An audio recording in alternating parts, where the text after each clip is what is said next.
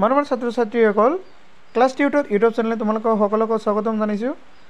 অসম জাতীয় বিদ্যালয়ৰ পঞ্চম শ্ৰেণীৰ সমাজ বিজ্ঞান বিষয়টোৰ পাঠ নম্বৰ 1 খাদ্য সংগ্ৰহ আৰু শিক্ষাৰ সন্ধানত আমি এইটো পাঠৰ প্ৰশ্নোত্তৰসমূহ প্ৰথমৰ পৰা শেষলৈকে বিতংভাৱে আলোচনা কৰিবলৈ লৈছোঁ। ভিডিঅ'টো ভাল লাগিলে অৱশ্যই লাইক কৰিবা, লগতে চেনেলটো ছাবস্ক্ৰাইব কৰিবা আৰু বন্ধু বান্ধৱীসকললৈ অৱশ্যই শ্বেয়াৰ কৰি দিবা আৰু নিজৰ নামটো অৱশ্যই কমেণ্ট বক্সত কমেণ্ট কৰি জনাই দিবা, ভাল লাগিব। আহে এতিয়া তোমালোকৰ মেইন ভিডিঅ'লৈ যাওঁ আমি। তো প্ৰথমতে তোমালোকৰ 1 নম্বৰ প্ৰশ্ন দিয়া আছে, একটা সম্পূৰ্ণ বাক্যত উত্তৰ লিখা। এটা বাক্যত উত্তৰ দিব দিছে, মানুহৰ জীৱন ধাৰণৰ প্ৰণালী মানে কি লিখা।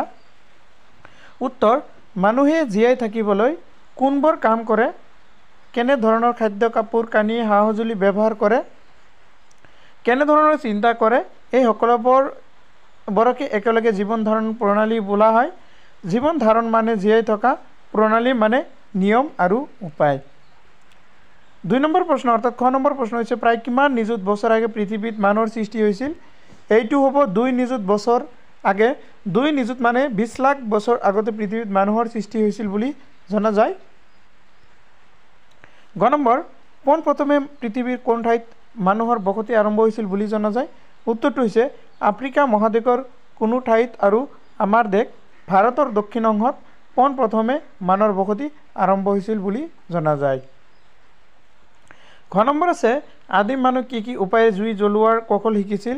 উত্তৰ, আদিম মানুহে শিলে শিলে ঘঁহনি খুৱাই আৰু শুকান কাঠ ঘঁহনি খুৱাই জুই জ্বলোৱাৰ কৌশল আয়ত্ত কৰিছিল। ঙ নম্বৰ, সঁজুলি বা হাতিয়াৰ কাক বোলে লিখা।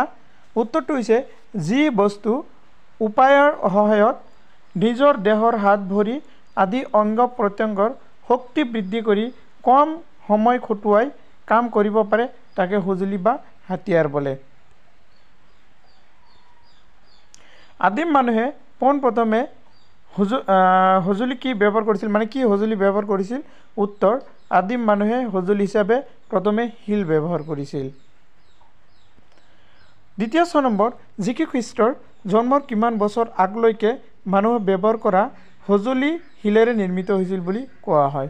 উত্তৰ, যীশু খ্ৰীষ্টৰ জন্মৰ 5000 বছৰ আগলৈকে মানুহে ব্যৱহাৰ কৰা সঁজুলি শিলেৰে নিৰ্মিত হৈছিল বুলি কোৱা হয়।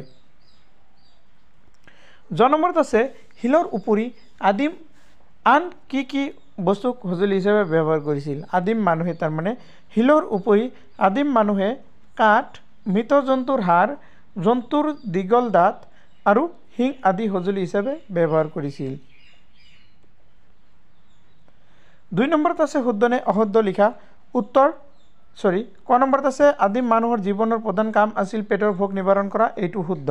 আদিম মানুহৰ ইমান টকা পইচাৰ লোভ লালচা নাছিল, ঘৰ বাৰী কৰা ধান্দা নাছিল, তেওঁলোকৰ মাত্ৰ পেট ভৰালেই যথেষ্ট। খ নম্বৰত আছিল, দীৰ্ঘদিন ধৰি জুই জ্বলাই ৰখাটো আদিম জগতে নিচেই সহজ কাম আছিল। অশুদ্ধ।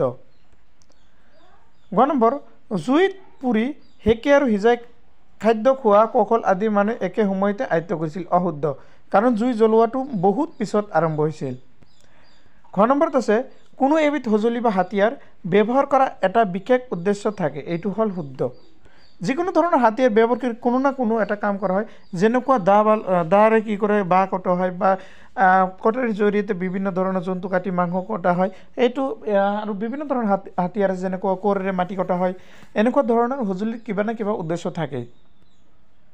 ঙ নম্বৰ, যীশু খ্ৰীষ্টৰ জন্মৰ মাত্ৰ 5000 বছৰ আগৰ সময়খিনিকে নৱপ্ৰস্তৰ যুগ বোলা হয়। এইটো অশুদ্ধ। 3 নম্বৰত আছে, যথাযথ উত্তৰ লিখা। ক নম্বৰ, আদিম মানুহে সঁজুলি ব্যৱহাৰ কৰাৰ মূল উদ্দেশ্যবোৰ কি আছিল, মানে আদিম যুগৰ মানুহে কি কি কাৰণত সঁজুলিসমূহ ব্যৱহাৰ কৰিছিল। উত্তৰ, আদিম মানুহে সঁজুলি ব্যৱহাৰ কৰাৰ মূল উদ্দেশ্য আছিল ক নম্বৰ, খাদ্যবস্তু সংগ্ৰহ আৰু চিকাৰ কৰিবৰ বাবে। খ নম্বৰ, অঘৰী জীৱনত হাবিয়ে বননি ঘূৰি ফুৰোঁতে হিংস্ৰ জন্তুৰ আক্ৰমণৰ পৰা নিজকে ৰক্ষা কৰিবৰ বাবে।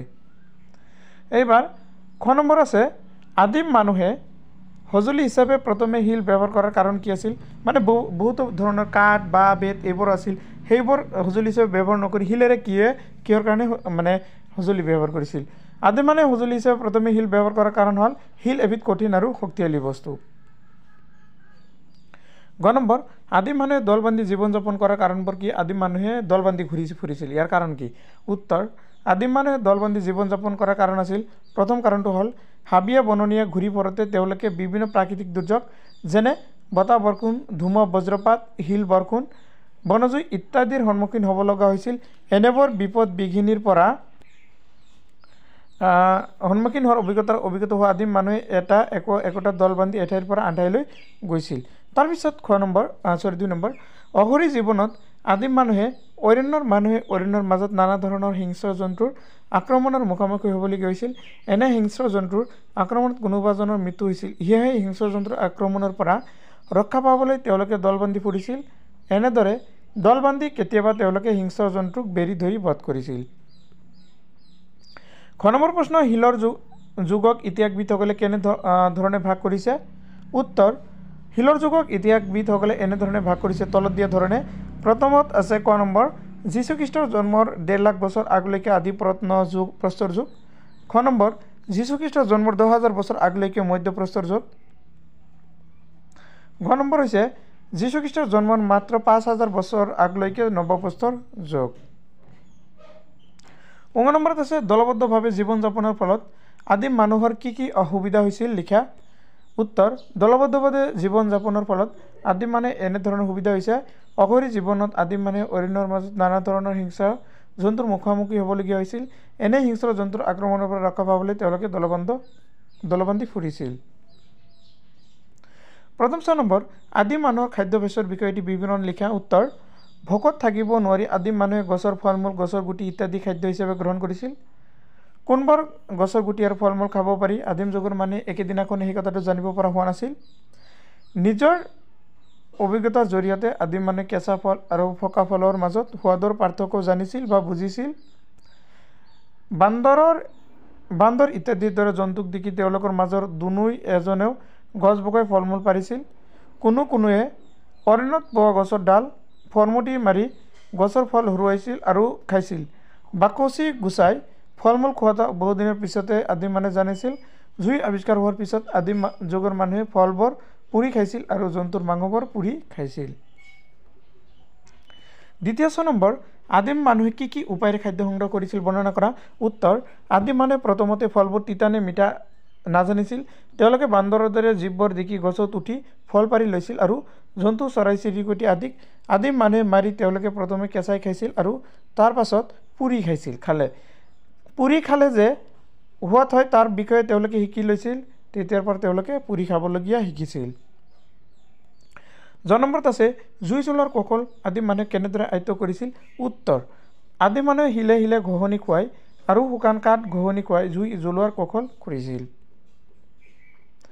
বড় নম্বৰ জুইৰ আৱিষ্কাৰ আৰু ব্যৱহাৰৰ ফলত আদিম মানুহৰ কি সুবিধা হৈছিল বুজাই লিখা উত্তৰ জুইৰ আৱিষ্কাৰ আৰু ব্যৱহাৰৰ ফলত আদিম মানুহে জন্তুৰ মাংসবোৰ পুৰি খাব পাৰিছিল আৰু ফল কিছুমান পুৰি খাব পাৰিছিল আৰু জুইৰ পোহৰে নিশাৰ আন্ধাৰো নাশ কৰিলে তো তোমালোকৰ ভিডিঅ' আজি এইখিনিলৈকে আৰু ভিডিঅ'টো সম্পূৰ্ণকৈ চোৱাৰ বাবে সকলোকে ধন্যবাদ জ্ঞাপন কৰিছোঁ